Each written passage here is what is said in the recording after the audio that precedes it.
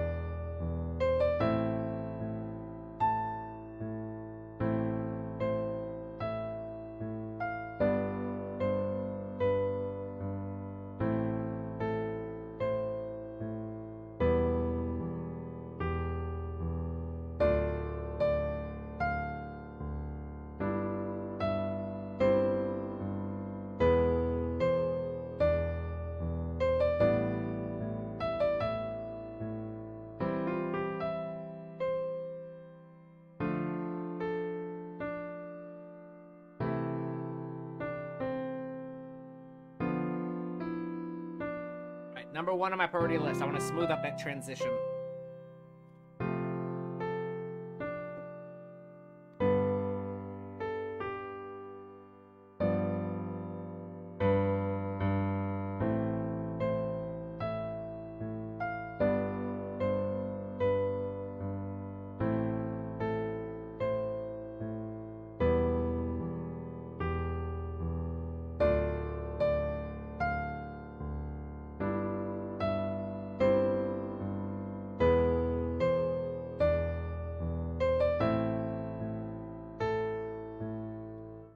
Janky little tune, nothing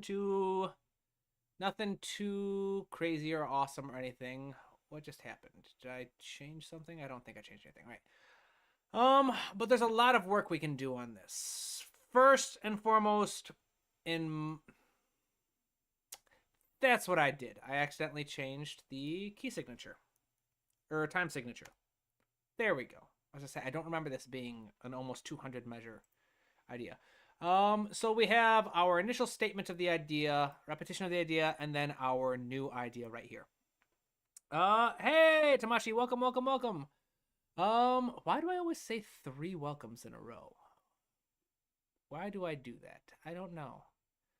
Let's see here. So I want this transition. We have something very dark and dramatic.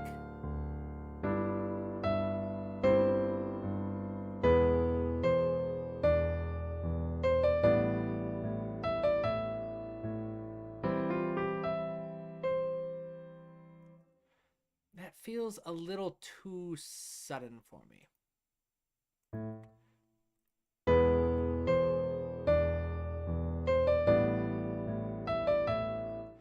Maybe let's try moving this A down to a G.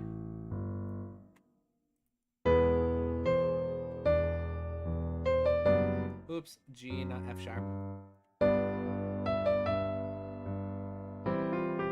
That works a little bit better. Let's take this G and move it down to an F, because if I already have the G in the root, I don't need it in the upper voices. And something that it could help with would be creating this very strong pull of a dominant 7th chord, and not just the triad. See if this helps a little bit more.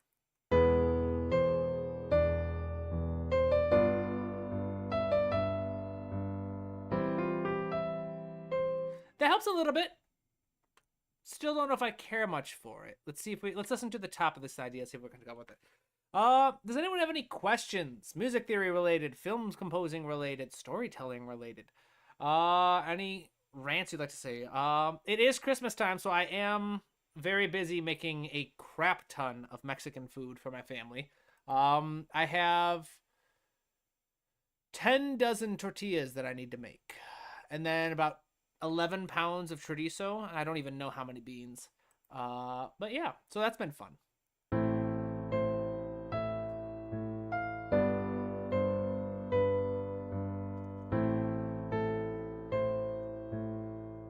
Flim Flammery, why isn't there a bass line in the second part? Good question. Let's fix it, shall we? That might help quite a bit as well.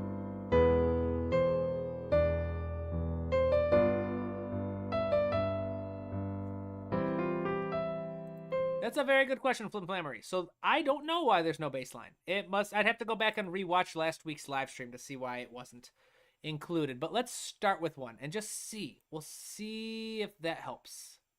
So then we have, let's down here. C, D, A. And all I'm doing is I'm taking the roots of each of these chords. The root of a chord is simply the note that the chord is named after. So right here, we have a B diminished. So what is B diminished named after? B. All right, that's the root of the chord. C major. What is C major? What is the root of C major? Well, C major is named after the pitch C natural. So it's C. F major, we have an F. And then G major, we have a G. So I'm going to drop this. Oh, wait, no, we already have the G here. So there's a bass line in the second half. So let's see if this helps smooth things out.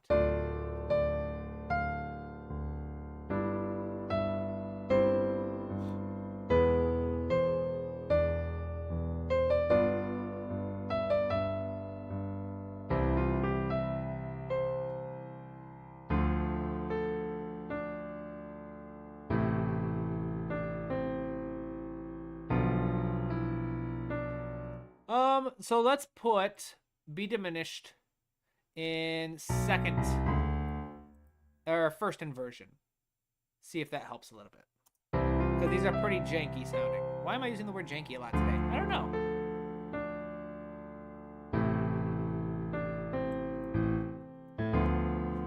So something else we can do is we're noticing that the bass line is clashing quite a bit. And you might ask yourself, why is it clashing? If we look at this from a music theory standpoint, there's no reason why the root should sound so dissonant underneath its own chord. But what's happening is this particular A is very low in pitch, which every single pitch has these higher frequencies of it that are called overtones. And the lower, normally it's not that big of an issue. Yes, all of these notes have overtones as well, but they're all so high pitched that you don't really notice them. They don't cause any kind of impact on the quality of the sound, or usually won't. But this low, especially when playing super loud, those overtones are suddenly going to be much more prominent. And you might not be able to pick them out specifically, but you're going to notice their impact, specifically with how dissonant it sounds. Kind of like, not necessarily dissonant per se, but crunchy. I'll use the term crunchy.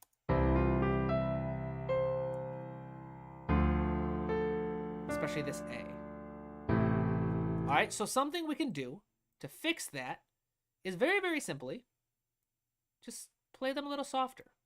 If they played more softly, then less volume to the overall pitch means there's less volume to the overtones, which means it's going to sound a little less crunchy.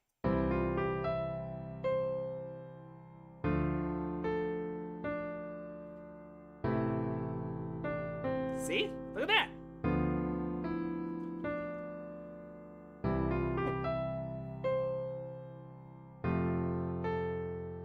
It's amazing, isn't it, how tiny little things like that can have a big impact?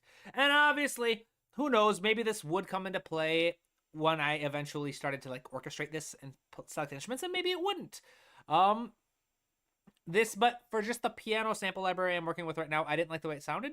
And so just knowing that small little shift, playing this A a little softer, makes it a lot less janky, a lot less bright, a lot less crunchy than if we were to play it loudly. All right? So Tamashi, is the song review happening this month? Yes. We will, the next week, next Friday. I believe it's December 30th, right? Let's see. Let me pull up my calendar here on my second screen. No, it's the 27th. So 2 days after Christmas, Friday, the 27th. Which works well because the 28th is when my family is having our tamale making party. The 27th will be, which is next Friday, the last live stream of the year. And it will be the very last live stream of the year will be a free feedback stream. So follow me on Instagram. Make sure you hit the notifications bell for YouTube if you want to be notified on Monday once I open up for submissions. You can submit a piece of music less than 4 minutes long with a specific ask of what you want feedback on. Was like, is the mix any good? I'm struggling with the melody. How could I improve the melody? Stuff like that. And I'll give you free feedback right here on YouTube. All right. Yes, from memory, right? It worked really well, right? There's a lot of things that can impact dissonance. In fact, because I am not feeling inspired and I am feeling like I hate this right now, let's do some music theory stuff instead of working on this real quick. Things that can impact dissonance. All right. We've got these two notes a half step away from each other. Super dissonant, right? Now, we've already talked about how reducing the volume can have a nice impact on making things sound less dissonant. Right? Now, increase the volume or increase the strength with which they are played, and they stand out much more dramatically. So, let's write these down, shall we? Things that can reduce necessary dissonance. So let's say you're working with two notes, you're working with two parts, and there's just going to be some dissonance. All right? For whatever reason, you can't get around it. Two dissonant notes played softly will sound less crunchy than the same two notes played loudly. All right? This is one very useful strategy, which I just demonstrated. All right? So playing these, playing them at a moderate volume, playing them super softly, and then playing them super loudly is going to have a massive impact on just how in your face they are. Let's change this, shall we, to velocity. So now another one. Let's set these to, let's get rid of these. These two notes. The next strategy is something called octave displacement. If we have these two notes play, and then we just say, all right, yeah, we're going to have these two notes, but we're just going to separate them by an octave, suddenly they're going to sound, again, still crunchy, but a little less crunchy. All right, you double that with a softer performance, and suddenly it's not nearly as crunchy. It's still dissonant, lots of tension, but not necessarily unpleasant, right? Ooh, I'm having fun. Okay, this is the kind of stuff I love about music theory. It's just finding little things that work. Different kind of rules of nature, rules of music as to what impacts the quality of the sound. So, two dissonant notes displaced by an octave will sound slightly less crunchy than the same two notes not displace. All right, so technically you could say, yeah, these two were not displaced by an octave. Technically, if we still added more space, if I wanted to have them in the same order, for example, a true displacement by an octave would take the C sharp and raise it an octave, so that there's more than an octave space between the two. And again, same thing. If you drop it, super crunchy, you bring it up, slightly less. You reduce the volume a little bit, even less. All right, so again, it's not about getting rid of the dissonance. It's about getting rid of that crunchy, unpleasant nature of it. Here's another one. All right. Slightly, we're going to call this a, what are we going to call this? There's a specific term for it. But basically the idea where you, a displacement of the articulation point. Basically where you take two dissonant intervals and you just make them play slightly one after the other. All right, so instead of them being played at the exact same time, which creates that dissonant quality, you displace them slightly. And it's not as in your face. Again, drop the volume a little bit, and it becomes even less in your face. Right? So super cool stuff. There are other strategies that we won't worry about going too much into right here. These are probably the best ones that I would recommend. Other ones included like trying to displace, like you could take that octave one, displace it, and then add another note in between so that they aren't what is called a contact interval. The contact interval being an interval between two notes that are right next to each other in order of pitch. So if you separate the contact interval, again, a little less crunchy, a little less unpleasant, more palatable on the ear, right? So we'll write that one down too. What was the other one? Displacing the points of articulation. Remember, the point of articulation is just a fancy term for basically the moment in time where a note starts. Like at which point rhythmically does that musical note start? So if you take two crunchy dissonant notes and you make them start at different points, they'll sound a little softer. If you say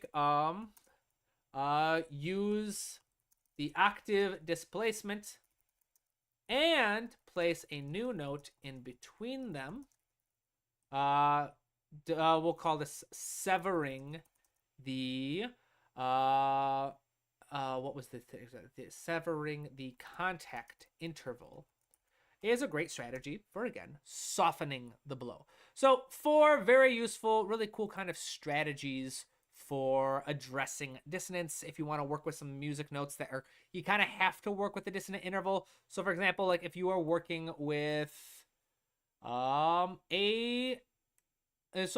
example, working with a diminished chord, all right, which by its very definition has a tritone in it, which is very dissonant.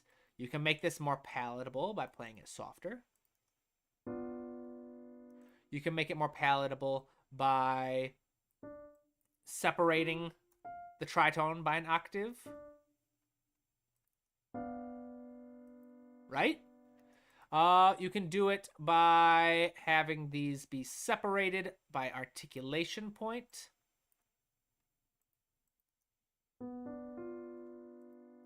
All these little strategies can be used in a nice kind of uh, practical application for softening certain dissonant sounds. So if you ever like, oh, I really want to work with a diminished triad because I know that they're really, really cool and they can resolve in all these different really cool, awesome ways that can help me modulate and go in new, exciting chromatic directions with my music.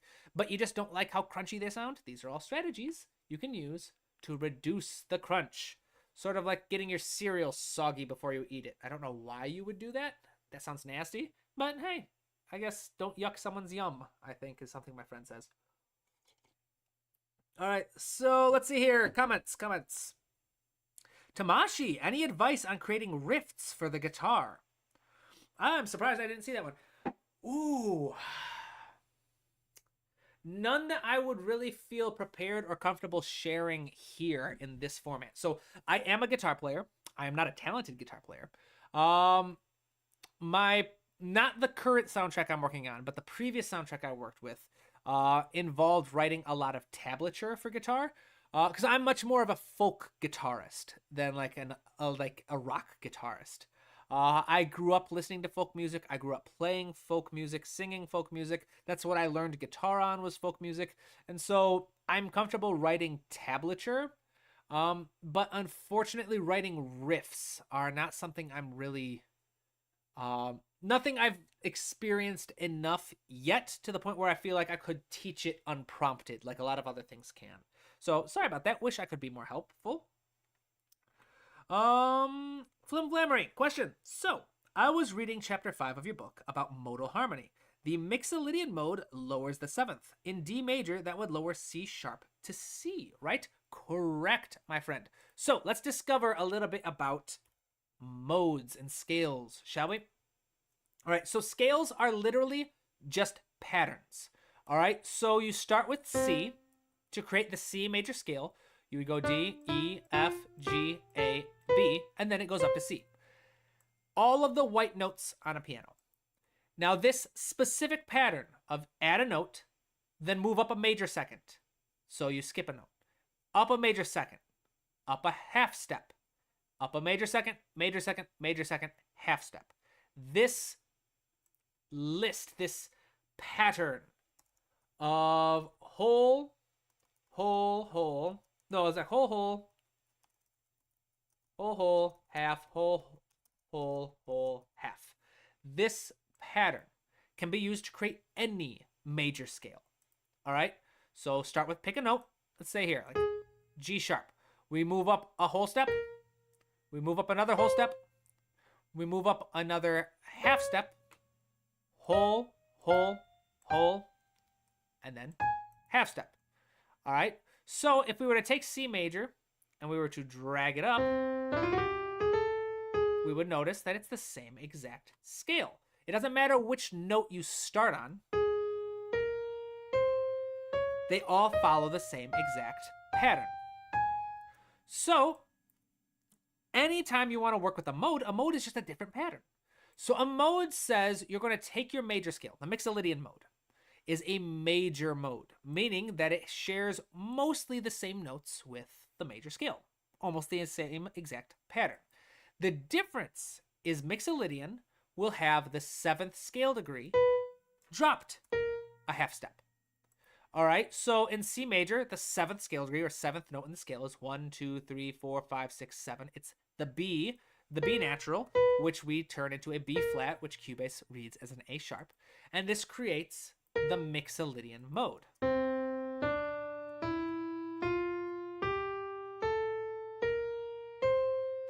Which is a really, really cool mode because mostly any chord that uses this one unique little note is going to bring a very interesting personality to the mix of your chord progressions.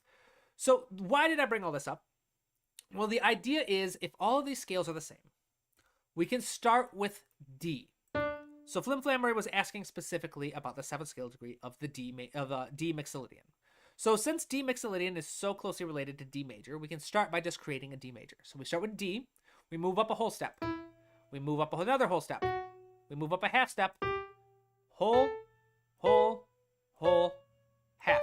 And here we go. We have our D major scale. So if Mixolydian mode says take the 7th note of your major scale and drop it a half step, yes, D Mixolydian is a D major scale, but with a C natural. And boom, right there, super simple. There's a lot of really, really cool stuff you can do with this. Because modes are they're just scales. They're just different types of scales. So for the longest time, it seemed everyone was trying to teach modes based off of the order of the notes, using something called a relative scale. That's another strategy you can use. So if we take this whole scale, and we move it back down to C major, if you were to basically start same exact notes and move this up here, same exact notes, just a different order. Now they start on D. This is what you get, D Dorian. If you were to start on E, you would get E, what is it? It's like, I don't particularly, so Phrygian, Lydian, Lydian, like modes, Mixolydian, Aeolian, Locrian, and then of course the major scale again, which is Ionian. If you don't know all of this jargon, I would say, where we go? I have a video about modes. I've got a couple of videos about modes, but I also have a blog post. So the Composer's Guide to Modes. You can check this out. It breaks down each of the modes very, very clearly.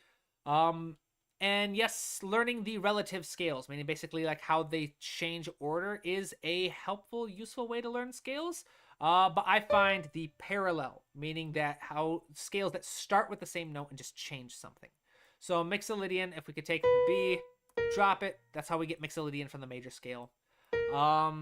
Another one would be Lydian, which is the fourth. We would just take the fourth scale degree and raise it a note sharp. And since it's such a simple little change, I find this much more helpful, especially for application. Because once you identify this characteristic tone, that's what it's called, the one note that makes it different from a major scale or a natural minor scale. The characteristic tone, any chords that use that tone are called characteristic chords, and those are the chords that are going to carry the most personality and emotion from said mode into your music. And I'm just kind of rambling at this point. Is this stuff helpful at all? What do you think? Any other questions? Anything else I can go down a rabbit hole of music theory? I love this stuff. One of the reasons why I was able to build a career for myself so quickly with film music was just because I'm such a music theory nerd. It's one of my fixations. I could study music theory for hours and hours at end.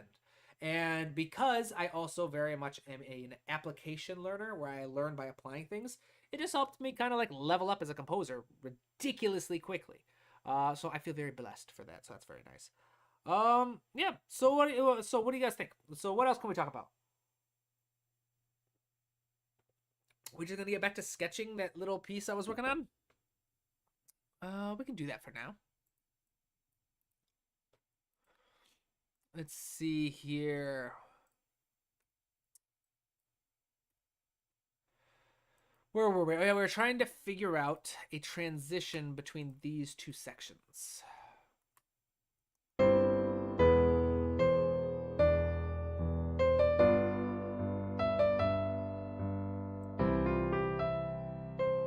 All right, that sounds a lot smoother now. Still pretty dramatic, but let's see here.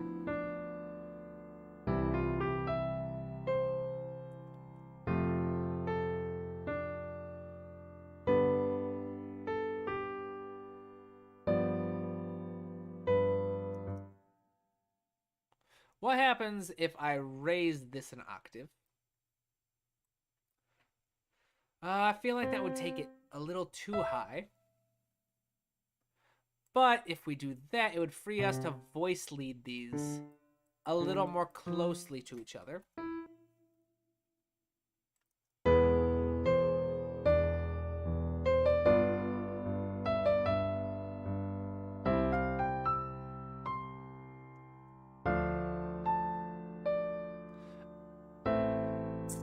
What do y'all think? Do you think that works or no? Let's listen to the top of this phrase and then move into it and see what happens.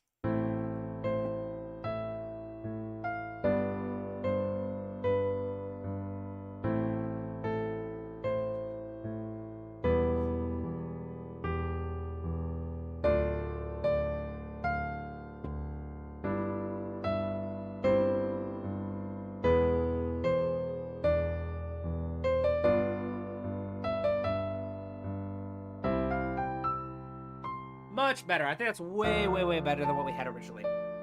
Still a little clunky. It's not the best, but they're very simple ideas that I've been writing on camera. So I'm not going to put too much pressure on myself. Flim Flammery, I love how passionate you are about this. I would really like to be a composer when I'm older. Oh, well, thank you very much. I'm glad. Yes, this is something I'm very, very passionate about. And something I'd say is like, you don't have to wait to be older to be a composer. I know you're probably saying you'd like to be a professional composer, and that is amazing. That is wonderful. And everyone who wants to be a professional composer, I say go for it. You got it. Like, what do you have to lose? Try it. But something else I would like to say to everyone is you don't have to be a professional to be a good composer. Some of the greatest composers in history weren't professionals. Rimsky-Korsakov, one of the fathers of modern musical education for composers, started off part-time. He started off as, I believe, like a military officer. What was that? Oh, my external hard drive. I accidentally bopped it or something.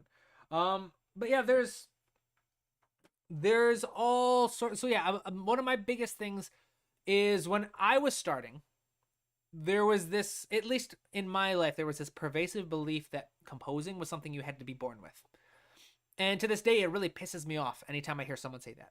I had the great privilege and honor of having a subscriber who is 70 years old, 70, and lives in Florida, email me a few weeks ago and saying basically thank you, and saying that I had helped him realize a lifelong dream. When he was a kid, he had taken piano lessons for years, and he knew he wanted to be a composer. I'm sorry, you guys are hearing my external...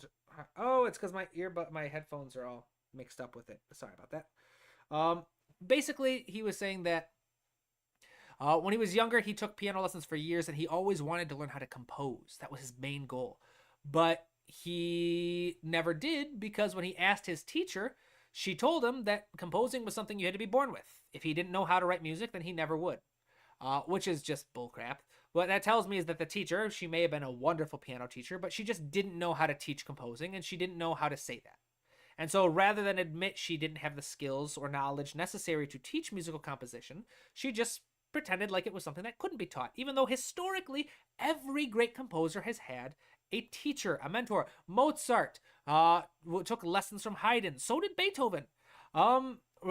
Stravinsky was a student of Korsakov. There are like every major composer, almost every major composer had someone or some place, like a whole music school, where they learned musical composition. It's a skill. It's a craft. You can learn how to compose. And so I'm on this soapbox saying that one of my biggest goals is to basically make musical composing, especially composing for the orchestra, a viable hobby. So that someone can say, hey, you know what? I want to learn how to write for the orchestra. That's what I want to spend my free time doing. The same way that I have a friend who picked up pottery. She just decided one day, hey, they teach lessons at the community center for pottery. I want to do that. That sounds fun. And now she loves doing pottery. I have friends who love to cook. I have friends who love video games. I have friends who love writing books or playing D&D or doing any kind of hobby. And I want music composition, specifically orchestral writing, to be a viable hobby. That no one says, hey, I want to pick up pottery. And then no one goes, oh, well, that's something you have to be born with. You can't be taught pottery. No. No one says that. If you say that you want to learn how to draw, no one says, oh, well, you have to be born with it. It's impossible to be taught how to draw. It's like, no, of course not. And it's the same with music. You can learn. I learned incredibly quickly. I was 22 when I wrote my very first piece of music. I am now 29 and a professional composer. All right? It's possible. You can learn. You can develop. You can teach yourself. You can, especially if you have a good teacher. Speaking of which, having a good teacher, guess what, people? I'm a good teacher. I like to think so. I have 300 videos on YouTube, and I have more. And I also have books. The best resource for teaching yourself is The Musical Storyteller. This one right here is my music composition textbook. It's on sale for the holidays. Everything is on sale for the holidays. Table of contents, you can find it right here. 36 chapters, over 400 pages long, of basically a self-guided study teaching you how to start from the very beginning of reading sheet music all the way to the very end, creating realistic performances for orchestral music in your own computer. Writing for instruments, writing interesting chord progressions, and all of this music theory, all of these skills and trades and craftsmanship are all unified with a simple idea of how do you tell stories with your music. This book is one of my favorite things I've done, so check it out. It's got good reviews. You can get physical copies on... Do I have a physical copy near me? I do not have a physical copy near me, but you can get physical copies on Amazon. Again, easiest way to find it is to go to my website and click this link to go to Amazon. Where else was I going to say? Oh yeah, and I also do private lessons. I've got room in my schedule for... Do I have room in my schedule? Yeah, I've got room in my schedule for like 1 or 2. I just had a really cool lesson with someone in Australia yesterday. With my student Dell. It was her first lesson and we were really vibing. That was a lot of fun. It was a really fun lesson for me. But yeah, private lessons, if you are interested in private lessons, they are... Okay, they seem expensive, but they're a very competitive price. $90 for a 1-hour session, $250 for 3 1-hour sessions. Usually lessons, if you look at any of my competitors, they all charge well over $100 per session. Especially, I don't feel guilty because it takes time for me to build. You get lesson plans, you get notes, you get a recording of the lesson. And if you don't have the budget, that's okay because I've got over 300 tutorials on YouTube you can check out. I've also got the Academy with free classes here. I'm just doing a full-on advertisement for myself. So plenty of free resources. These are all 100% free classes. The books are wonderful resources. Check them out. There's lots of really cool resources. It is the holiday season. My budget's a little tight during the holiday season, so if you want to support me and get some really cool gifts for you and your family members, check out the page, support your boy, and get some really cool stuff. I got smaller little things down here like scripts from past videos as well. So that's my requisite advertisement. Let's see here. Let's see. Okay, unknown. Couldn't you say that as violin 1 and then make violin 2 1 octave lower if you're going to orchestrate this? Ooh, it's definitely possible. Yeah, I could do if I orchestrate this, which I'm not going to do because it's on my laptop. My laptop doesn't have all my sound libraries and stuff. But yeah, I could definitely split this melody into 2 octaves and do both. There's lots of stuff I could do. Heck, one of my favorite strategies is to do, let's do that real quick. Let's take this down. One of my favorite strategies for creating a very lush sound is to take your melody, to double in octaves, and then double it again, but this time with chordal tones from the melody. This is called a chordal texture. So let's see how this is going to sound. It's a very simple strategy you can use. It does require some effort if you're going to actually orchestrate it. But see, so first chord is C major. So I can take any of these notes that I want as long as I just stick to notes taken from the underlying chord. Right? Ooh, very cool. So if you are... Actually, we can see a really cool example of this. Actually, I don't know if it would pop up on my Instagram. If you want to see a really cool example of this kind of texture, this chordal texture being used in a piece I've written recently, go to my Instagram page, and one of the tagged videos is a sketch I made for Jesse's theme, which I believe I've explored a couple times on live streams. But there's a very beautiful piano arrangement where the melody comes in at the very end, and I use a very strong, lush, rich chordal texture in the right hand of the piano. So for example, D minor, we'd say this middle voice. Let's do sticking to only notes found in the underlying chord. And we can just go from a very simple... we'll mute this actually so we can hear it. It goes from a very simple doubled in octaves, which is nice.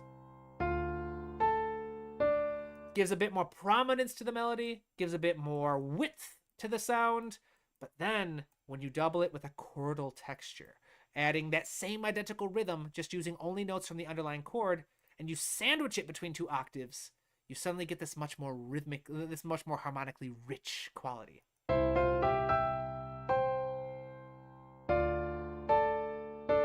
Right? It's amazing, isn't it?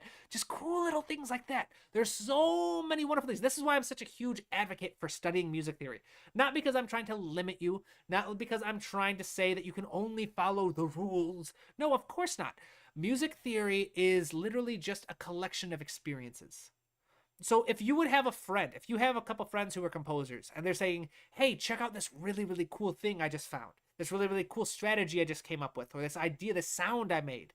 And you go, that's really cool. I want to try that too. And you try this thing, and that's what they did, and it's really cool. That's basically how I view music theory, is you have generations of past composers who have discovered really cool ways of doing things. And they're saying, hey, try this out. If you want this kind of effect, do this. My favorite analogy for this is the idea of like trying to write a poem in a language you don't know. Of course you can do it. Yes, with today's technology and like even just like dictionaries, it is entirely possible to write a beautiful poem using a language that you don't speak. However, if you speak that language, if you know it and you study it and you get to know it very, very well, then you can be much more deliberate with which words you choose. You become aware of all the little different nuances, all the little different details between meanings of different words, which allows you to make these beautiful, incredible choices while writing your poem. So for example, like native English speakers, for those of you who are on here who are native English speakers, we know that there is a difference between joyful, content, and I'll say ecstatic. All right, those are three very different meanings, but they all basically mean happy. All right, kind of. There's some variation of happy.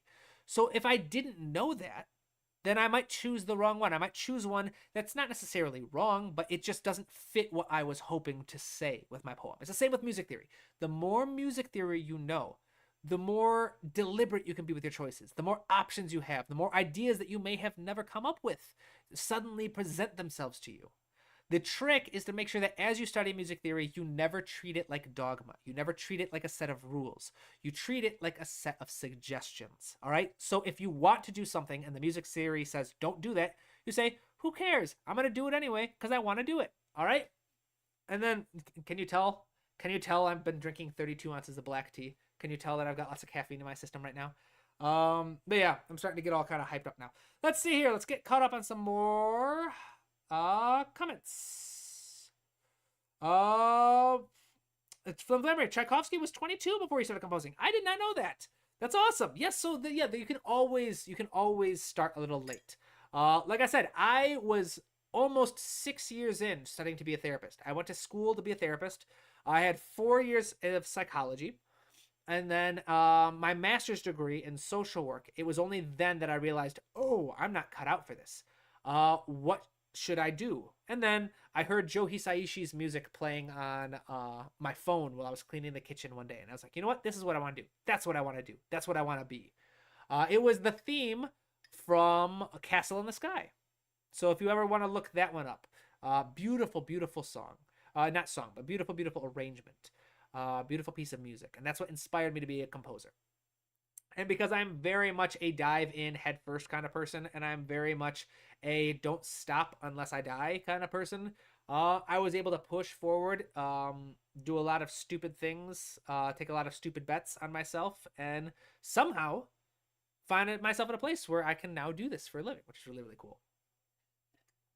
I am definitely incredibly blessed and very grateful.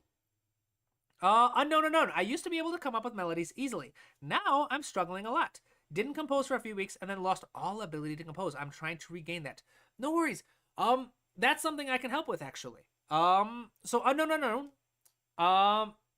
If this is actually something that I'd say because of my background in therapy, a lot of students come to me for private lessons because of artist blocks or writer's block or not being able to find anything. So something, however, I know that not everybody has the budget for lessons, and I am not a big believer of hiding stuff behind a paywall. So, unknown. Tabletop composer. Melody writing. This video, The Ultimate Guide to Writing Melodies. I'm going to recommend that to you. This video, it was actually a live stream that I edited down because it was a very good live stream. Check this out. It's going to teach you a lot of the basics of writing melodies so that you don't have to worry about it.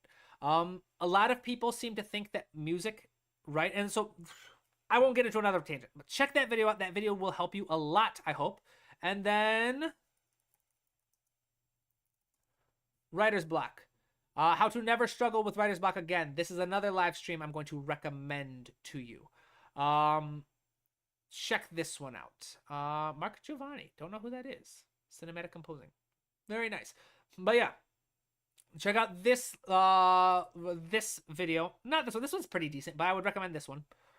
Yeah, check out this video and the ultimate guide to writing melodies. Those two videos are going to help quite a bit. They'll give you the right frame of mind and the right tools necessary so that literally I never struggle with writer's block. I used to quite a bit, but I have not struggled with it for years. And it was a lot of it just kind of changing my mindset about what writer's block is, what composing music is. And at this point, I am convinced that I could write 30 different melodies in less than an hour. I could write 30 decent melodies, 30 catchy melodies in less than an hour. In fact, that's something I plan to do for 30,000 subscribers. When I hit 30,000 subscribers, I plan on hosting a celebration live stream where I attempt to write 30 different 8-bar melodies in less than an hour. And obviously, for those of you who've been around for a long time, that won't let me forget that I was bragging about my cooking. I will also release a video about my tortilla recipe. That is something that someone brings up at least every time I mention like growing the channel. So yes, there will be a tortilla making recipe video as well, because I'm very proud of my tortilla recipes. For those of you who don't know, before my abuelita passed, I was one of her primary caregivers. And so my day was Sunday. Every Sunday I lived with her. I took care of her. And so during that time, I learned a lot of her recipes. So I'm very proud of my Mexican recipes. Let's see here. Flammery. For several years, I self-taught myself piano and dabbled in composition. And about a year ago, I got an actual piano teacher. And after a few weeks, I found out that she composed. That's awesome. She introduced me to this channel. And now I can do more of what else. Really? Whoa. Your piano teacher introduced you to my channel? That is awesome. I love that. I don't know why I love that so much, but I do. That's amazing. I feel validated for some reason.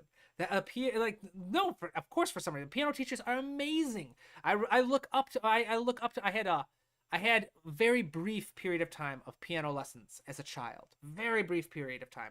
But I loved my piano teacher and I loved my lessons. I always looked up to her. So I don't know. It just makes you feel almost like a little kid getting approval from his teacher, that I know that your piano teacher introduced you to this channel. That's awesome. That's really cool. Okay, so from memory, random question: how would you start a theme for a person? I really want to make a theme or song from my Nana, but I don't know where to start. That is a beautiful question, and I am going to say again, I hate to keep doing this, but I'm going to say composer, character themes. If you want to write one for a person, this is the video. I feel like that's all this live stream is. This is basically like a library episode where I'm just showing you, hey, you want to learn this? Check out this video I did. How to compose impactful character themes. This is essentially a chapter taken from my book that will teach you my approach to like anytime I have to write a character theme for a specific person. It is for characters, but the same tools should still apply for a person. I would recommend checking this out. And then I would also just start thinking about which emotion specifically you want to portray. If you want to learn more about the theory behind portraying emotions in music, I am going to make a very bold statement. And I'm going to say that I am the best teacher on the internet for emotions in music. That is a very bold statement. And if you disagree, please tell me. I would genuinely love to find someone who's better at teaching this than me, because if someone can teach it better than me, that means I can learn.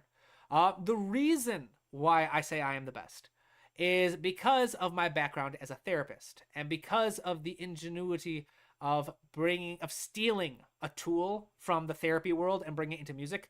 I have never met a composer, professor, music teacher that I introduced this model to, this idea to, this approach that I have taken to teaching music to other people that didn't get them excited. I had a meeting recently, about a month ago, with the chair of the composition department at a very prominent music school. And he and I were just kind of talking, just visiting, just vibing. And I brought up this topic and he started really geeking out about it because he thought it was amazing, which it is amazing. Not to toot my own horn. I'm just saying like this model of emotions, the idea that emotions in therapy can be described across 3 different things. That's just one model.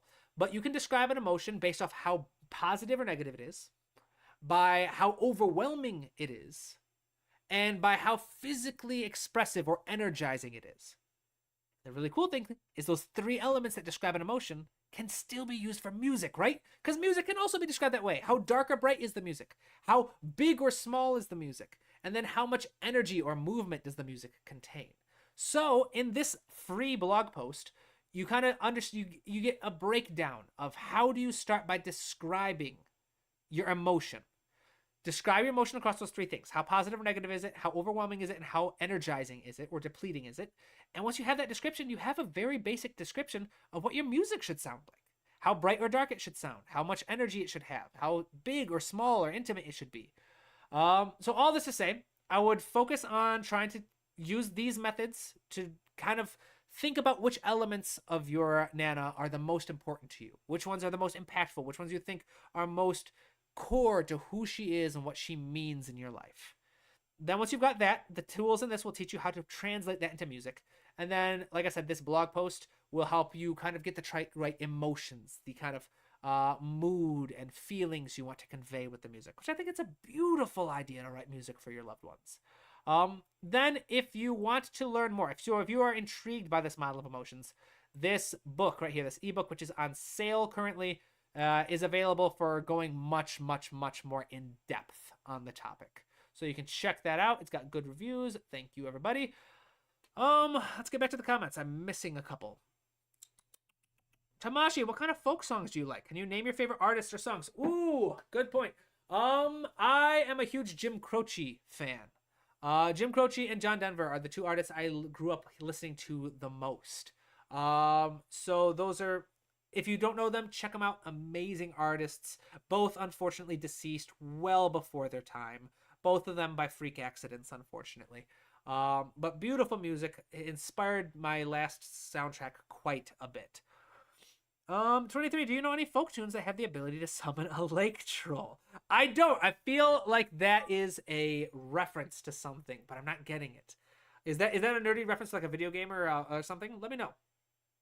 Flimflammery, I've always wondered how to make melodies with chords. That's super cool. Awesome. So yeah, check out, if you want to learn more about melody writing, another thing you can do, if you've got a bit more time, especially my whole approach to melody writing, or my default approach, I should say, is writing from chords. So again, check out tabletopcomposer.com, go to the Academy page.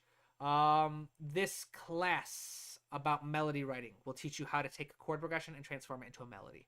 As well as a couple other strategies, like how to write a melody first and then harmonize it after the fact. So that's a fun resource. Tamashi,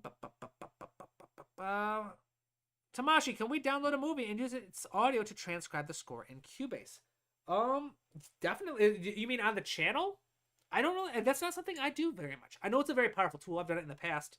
But I haven't really done a lot of transcribing personally. It's definitely something I'd recommend trying. I have a lot of composer friends I've met all across the years who swear by it. It's just something that personally, for whatever reason, it doesn't click with my brain. I find it very difficult to focus on transcribing. It's just not something I enjoy that much. I know I could learn a lot from it, but there are alternatives I can use to learn orchestration and stuff like that. 23, 12 Tone made a video explaining Carol of the Bells, and I guess it's based off of the Deus Irae. Sorry if I spelled it wrong. I thought that was super neat. Explains why it is a good Christmas song to me. That is really awesome. I didn't know it was based off the Deus Irae. That's awesome. I love finding out little music trivia like that, right?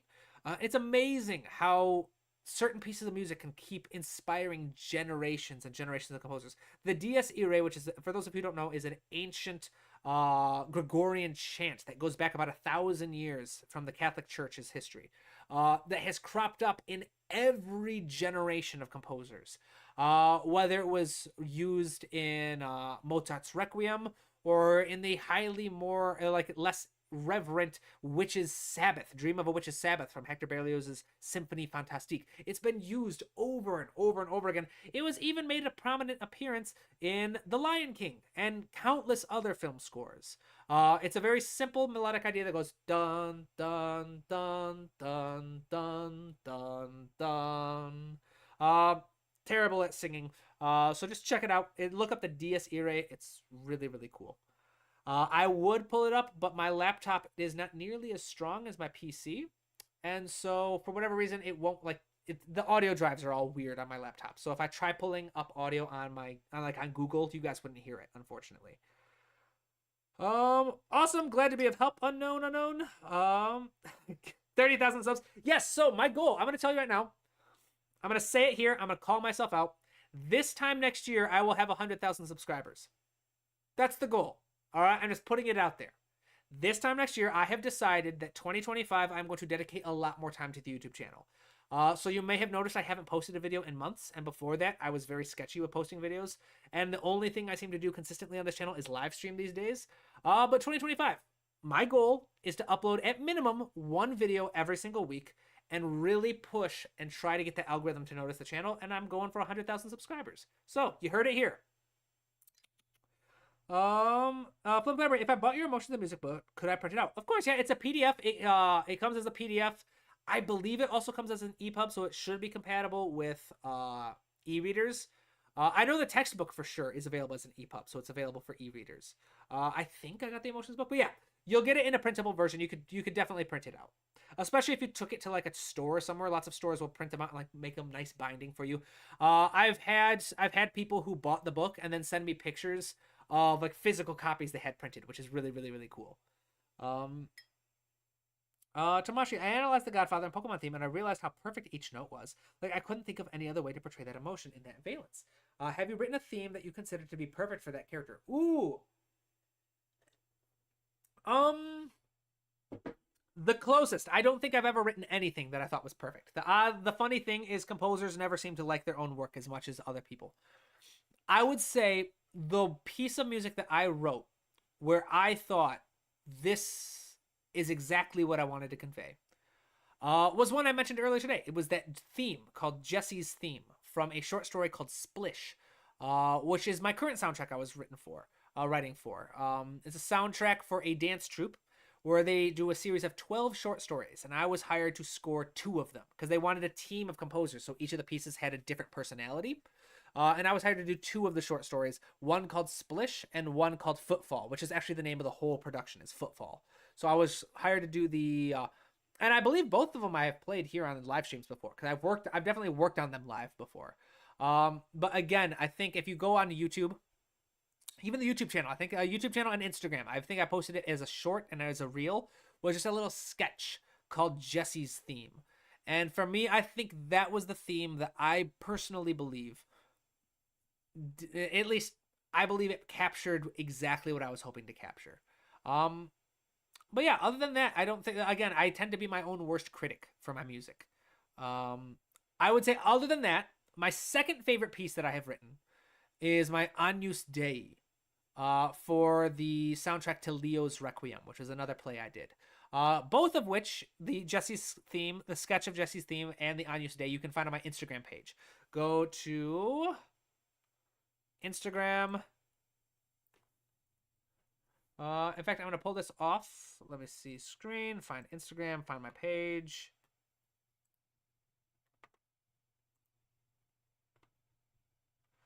There we go. Here it is. And again, I'm not going to play it. Agnus Dei and Jesse's theme sketch. These are my favorite, I think, that I've written. It's hard to pick because I have a lot of music that I've written that I really, really, hate. Even though I know I enjoy it. Part of me hates it because every time I hear it, it's like, I should have done this differently. But these two, I'd say, are the closest to being happy with music I've written that I've ever been. So both of them, this is just a sketch of like a short idea. This did get stretched out into a full-length piece of music. This is the full-length piece of music, so it's not a very long one, but those are my favorites, I'd say. But that's a good question, Tamashi. Thank you. No. I wanted to start composing because they either stopped making new music in that style or can't get the same feeling from one of their album. Would it be stealing if I made music in the style? No, of course not. To quote Igor Stravinsky, one of the greatest composers of all time, good composers borrow, great composers steal. Plagiarism and stealing ideas is a time-honored tradition in composing. Every composer has stolen something. Whether it was, oh, I really like, so like Dvorak. Dvorak did not write his cello concerto, which is one of his most famous pieces, until he heard another composer's cello concerto. He's like, oh, that's awesome. I want to do that. So that's what he did. Um, Debussy, Claude Debussy has been so many. Every film composer has stolen mercilessly ideas from his orchestrations and sketches. It's all about inspiration. Now, if you steal someone's melody, even then, that's a time-honored tradition. You'd be amazed how much music from like the great masters of Mozart or Haydn or the Hector Berlioz or even Mahler, all of these great massive composers from the repertoire didn't write their own melodies. They're like, oh, hey, here's this folk song that I grew up listening to. I'm going to write a symphony based on this folk song. And then years later, people are like, oh, covers are lazy. Write your own music, trash. It's like, no, of course not. Taking ideas from other people has been a time-honored tradition. This obsession with being 100% original and brand new is relatively new to music. That's not saying it's a bad thing. But if you get inspired by another person's style, go for it.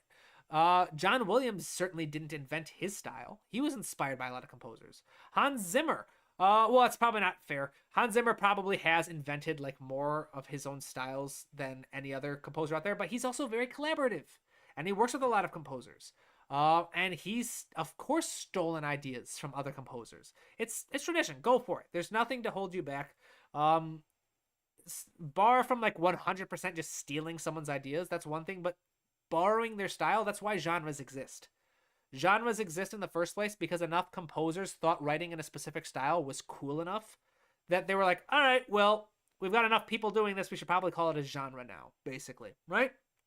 So go for it. 23, Lake Troll Thing is a reference from a cartoon. I will try and find a good link and share in the regular comments after the stream. Oh, thank you. I'll check it out. I love finding stuff like that, little inside jokes. Tamashi try maybe 60,000 if you try hard, but want to bet like if you missed 100,000, then you would do a music challenge that will be voted on. It will be a secret till next year. What do you say? Ooh, there will definitely be something. There's definitely be something. But yeah, I try not to sell myself short. I'm going for 100,000. I am going to try and surpass 100,000 within 1 year. I think I can do it. If I do, I'll do some kind of celebration. There'll be something to celebrate. I'll celebrate every mile marker. I'll celebrate every 10,000 from here until then. But I am definitely, I'm not a believer in setting small goals. I am a believer, go big or go home. All right. And yes, I might not even have 30,000 subscribers yet, but I've decided in 1 year, I'm going to get 100,000. If I fall short, bummer, but I'm not going to think about that. I'm just going to think about getting to 100,000, right? Because honestly, if I believed in small goals, I wouldn't be a composer. All right. Again, every once in a while, I have to stop and think about how ridiculous it is and how many like stupid risks I took to go for literally 22, halfway through a master's degree program for therapy. And I decided I don't want to be a therapist. I want to be a composer. I had zero qualifications to be a composer. I had never written a single piece of music in my life. And now I am very blessed to have composed multiple plays and musicals in New York, to have done multiple soundtracks for small short films, to be considered an expert in teaching music theory in many ways, where I get hired by companies to do curriculum design. Speaking of which, check out the Indie Film Music Contest. Their brand new class was made by your boy. I did it. So awesome. Check it out. But to be able to do that in just like 5-6 short years is incredible. It's insane to me. And so it's a big part of that is because I don't believe in small goals. I don't believe in safe goals. I believe if I want something, I'm going to go for it. I'm not saying that's something everyone should have. And if that's not you, that's fine. I'm not saying it's the only way to do great things. It's just, this is what works for me. This is my personality. As I'm kind of a go big or go home kind of person.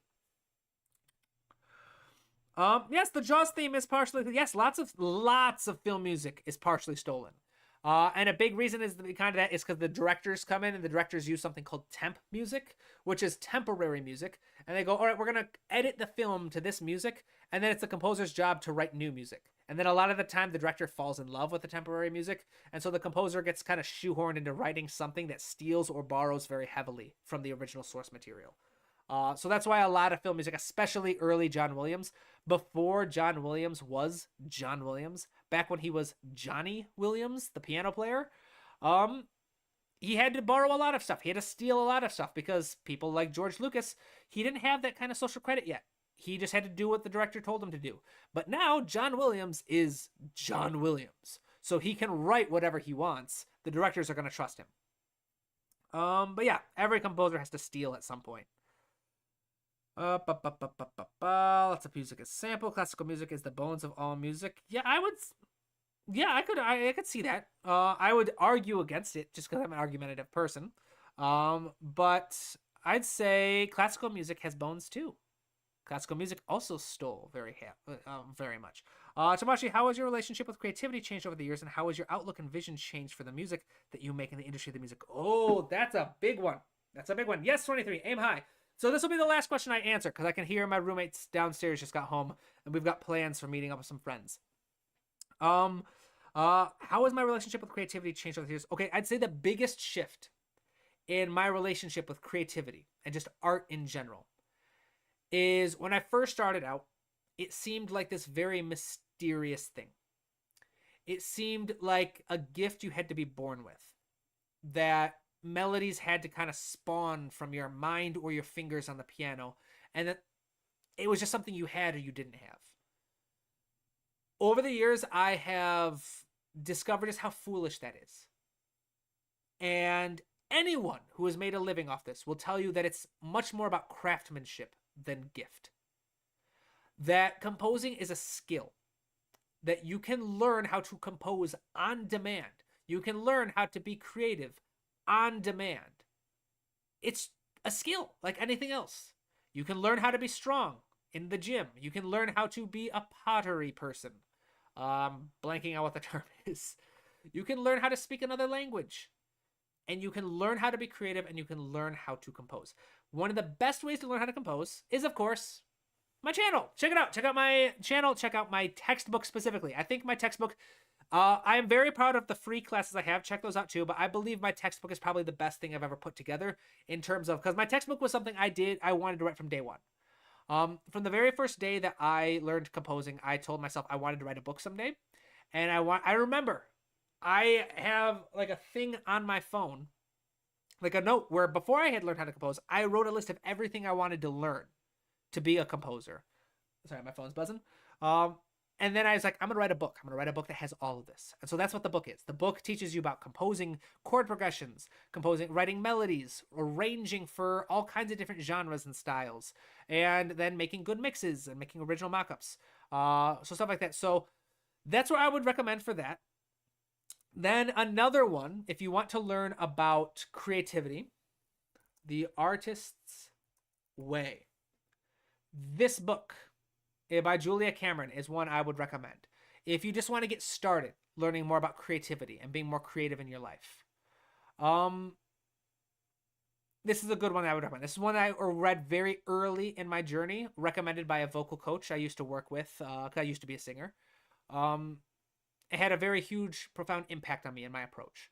So yeah, I'd say that's the biggest shift. My biggest shift in my relationship with creativity and art in general was going from believing it was a gift that you had to be given or something that you just had, to realizing, no, it's very much a skill. It's something that you can get better at, and it's something that you can lose if you don't practice. So yeah, all that kind of stuff. Hopefully that's helpful. I hope you guys enjoyed the stream. I'm going to call it here. I hope you have a wonderful weekend. Merry Christmas to everyone who celebrates. Happy holidays to everybody. I will see you all next week. Again, follow me on Instagram. Follow me on YouTube if you want to be notified about the next live feedback. Live feedback on music. See, there's going to be a post like this one with details on how to submit your music to get free feedback next week. But until next time, my friends, I hope you have a wonderful weekend. I will see you next week. Bye-bye.